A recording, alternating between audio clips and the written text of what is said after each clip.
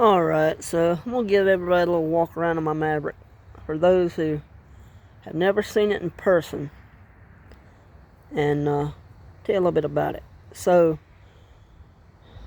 this car belonged to my grandfather. And originally belonged to my great-grandmother. She bought the car brand new in '74. Went to work, paid for it herself.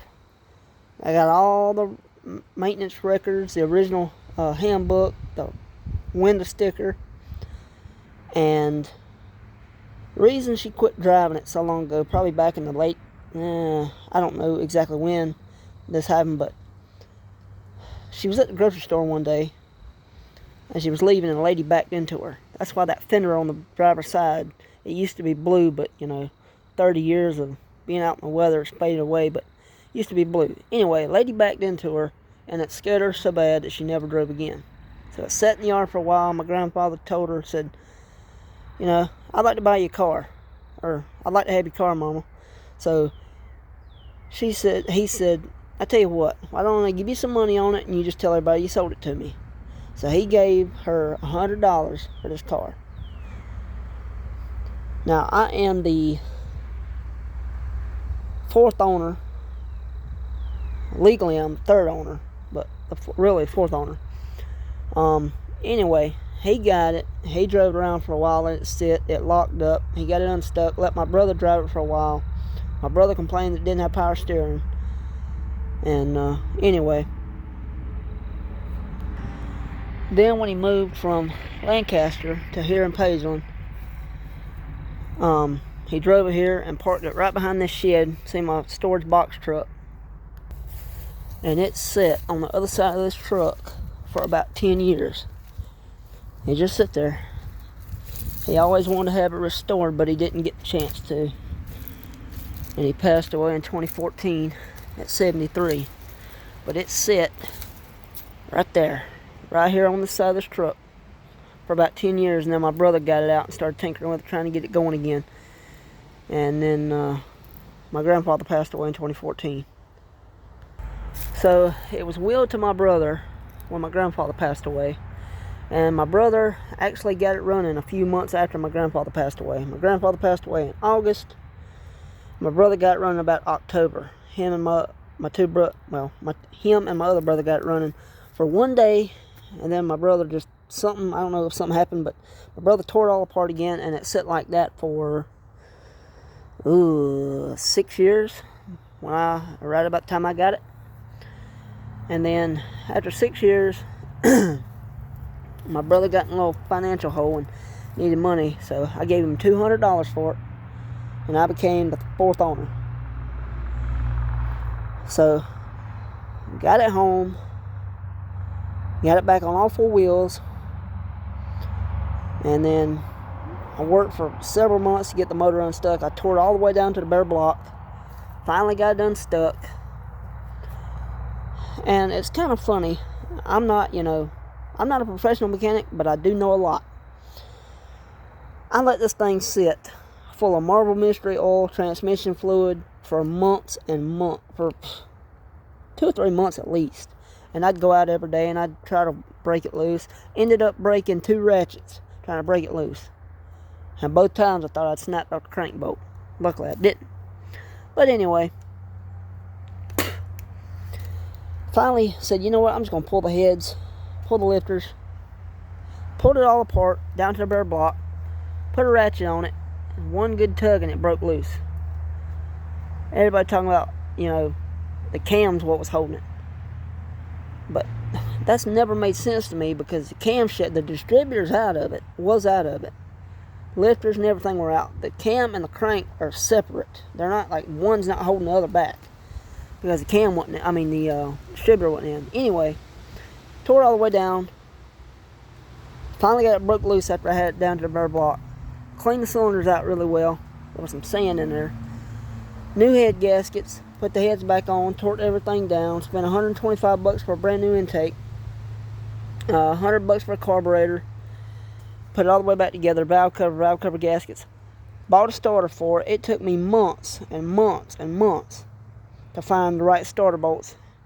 and a good friend of mine I went to school with, Dakota Evans, finally found some starter bolts I needed, bought them for me and sent them to me. And I was very grateful for him doing that, because I never could find the right ones. Anyway, went to put the starter on. Turns out they gave me the wrong starter, and that's been 4 years ago, and I still haven't had time to go order the right one. I'm trying to do that now. Anyway, I come out here every once in a while, you know,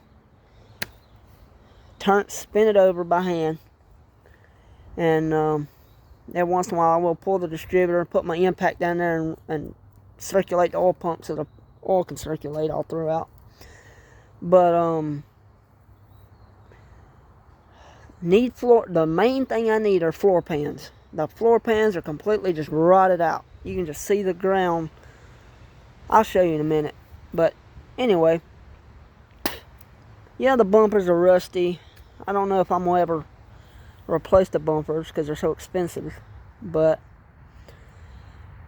need a headlight retainer ring. I got brand new headlights. That's a brand new one. The other one's sitting over there in my truck. But I need a new headlight retainer ring for this side. All the lights work. The radio works. Wipers work. Everything still works. Needs a headliner. What else? So as far as the motor goes, I gotta time it up, put the water pump on.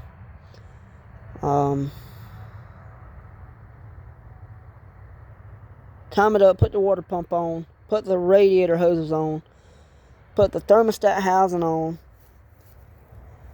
and after that, I better crank it up and run it. Yes, a little surface rust on the body, but, you know, I can't tell you the number of people wanting to buy this car. I wouldn't sell it. I wouldn't sell this car to the Pope.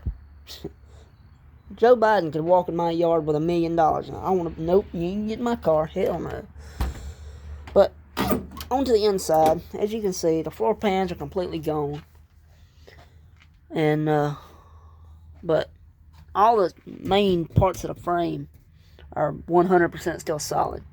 Just need somebody with knowledge of body work who can do some good welding and weld all new floor pans. I can get floor pans for about $150 a piece for both sides. They go from there all the way, both sides. The transmission tunnel is perfectly fine. But as far as once I get it running, this is the only thing stopping me from driving. I need to have the floor pans done. If the floor pans were not in this bad of shape, I could just get it running, drive it like it is. And as you can see, the seats, the back seats are in perfect shape. The tops are a little rats got in here. As you can see, the headliner's just gone. But the back seats were better than the front seats. And here's the front seat. There's part of the front seat right there, but here's the other part. I took it out to pull the carpet out, and I can't. They wanted like $1,000 just to recover the front seat. I said, the hell with that. If I can find another bench seat to go in the front, I'll be good to go. But the trunk is not rusted out. Just the main floor pans I need replaced, and then I can drive it once I get it running. Dash is cracked. Yeah, I can get a new dash. But check this out. Oh, where are you at? Let me see. If you see there, 93,000 original miles. So 93,000 original miles. So I mean, like I said, this is a family heirloom. I'd never get rid of this car. Bronco over there, same way. They both belong to my grandfather. And but once I get the floor pans done, I will most certainly be able to drive this thing once I get it running. Like I said, all the structural parts of the frame are fine. Just needs floor pans. That's the only thing, floor pans. Need a headliner, floor pans. Oh, damn. And that'll be it. Like I said, I put 4 brand new tires on it. And these are not, of course, they're hubcaps. I bought them at Walmart, $50. And so all brand new tires cost me $60 a piece. Mount, balance, new valve stems, And got to bleed the brakes. Brand new master cylinder.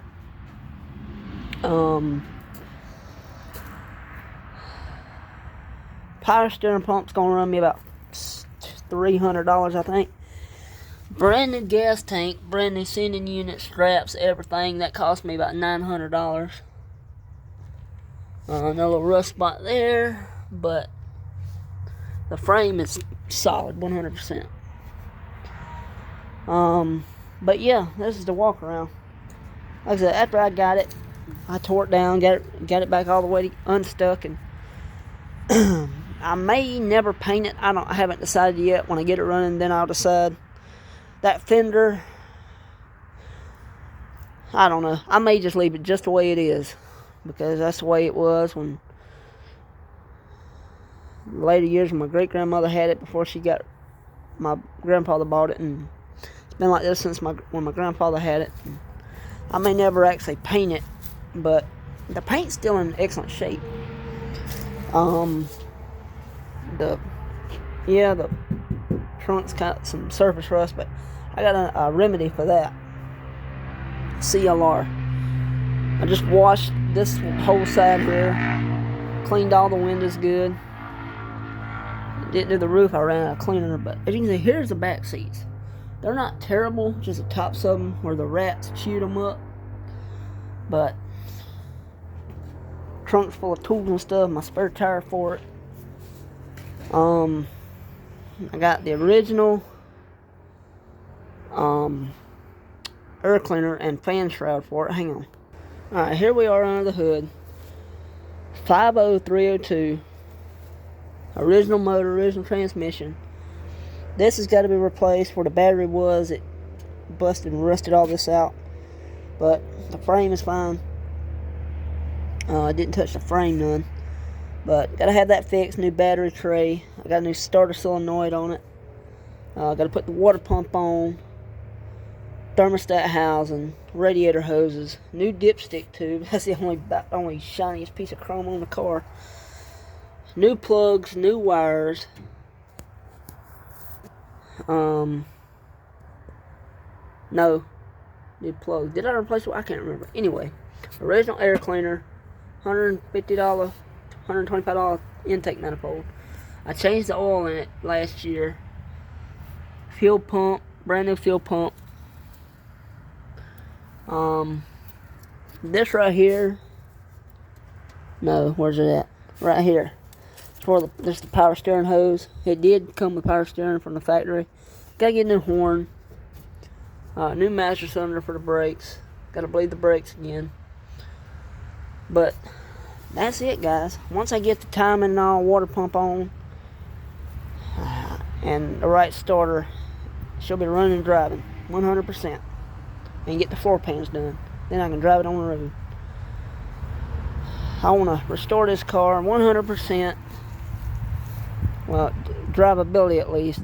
And then I want to make my grandfather and my great grandmother proud. Maybe take it some car shows, show it off. Win some prizes. But that's all coming. So I appreciate y'all watching this video. I want to tell y'all everything I've done to it and what the future holds, what I'm going to do next. So thanks for watching.